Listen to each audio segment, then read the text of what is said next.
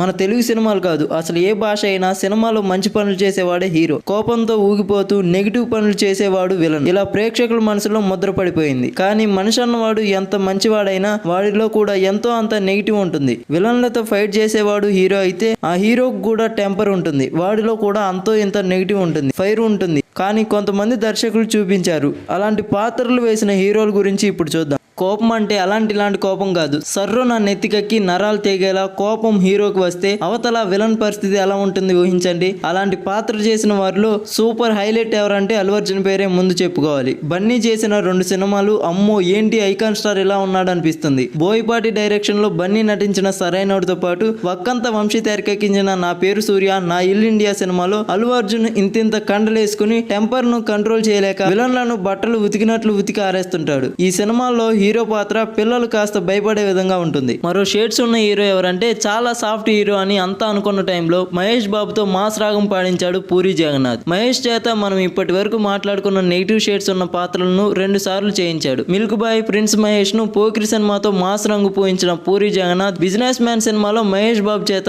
అరాచకం చేయించాడు. ఈ సినిమాలో నెగిటివ్ ఫీలింగ్స్ మహేష్ ఫేస్ లో స్పష్టంగా కనిపించాయి. ఒక హీరోను ఈ రేంజ్ క్రిమినల్ గా ఏ సినిమాలో చూసుండరు. కోపం వస్తే మహేష్ ను చూస్తే సినిమా చూస్తున్న వారికే భయం వేసేలా పాత్రను డిజైన్ చేశాడు దర్శకుడు. ఇక టాలీవుడ్ లో ఎలాంటి పాత్రనైనా అవలేలుగా చేయగల హీరో జూనియర్ ఎన్టీఆర్. ఆయన కూడా ఇలాంటి టెంపర్ పాత్రను చేశాడు టెంపర్ సినిమాలో. హీరోలను నెగిటివ్ షేడ్స్ లో చూపించడంతో అందివేసిన చెయ్యి దర్శకుడు పూరి జగన్నాథ్ది. ఆయన ప్రతి సినిమాలో హీరో పాత్ర ఇలానే ఉంటుంది. కానీ టెంపర్ సినిమాలో ఇంకాస్త పచ్చిదనం ఎక్కువగానే కనిపిస్తుంది. తారక్ ను ఇలా కరుడు కట్టిన పాత్రలో చూడలేకపోయారు జనాలు. క్లైమాక్స్ ఏదైనా సినిమా అంతా ఎన్టీఆర్ కోపం, నెగిటివ్ బిహేవియర్ ఒకలా ఉంటుంది. ఎన్టీఆర్ కు లైఫ్ లో మర్చిపోలేని పాత్రను ఇచ్చాడు పూరి. ఇక ఇలాంటి టెంపర్ పాత్రలు చేయాలంటే బాలయ్య తర్వాతే ఎవరైనా. నెగిటివ్ షేడ్స్ ఉన్న పాత్రలు ఆయన పెద్దగా చేయలేదు. కానీ ఫ్యాక్షన్ బ్యాక్ గ్రౌండ్ లో వచ్చిన మూవీస్ లో కోపంతో బాలకృష్ణ ఊగిపోతుంటే ఫ్యాన్స్ తెగ ఎంజాయ్ చేసేవారు. సమరసింహారెడ్డి, నరసింహనాయుడు దగ్గర నుంచి నిన్న మొన్నటి వీరసింహారెడ్డి వరకు బాలయ్య బాబు కోపంతో రగిలిపోయే పాత్రలు చాలా చేశాడు. ప్రత్యర్థులకు కంటి చూపుతో చుచ్చుపోయించే పాత్రలు ఆయన ఫ్యాన్స్ అద్భుతంగా ఆదరిస్తుంటారు.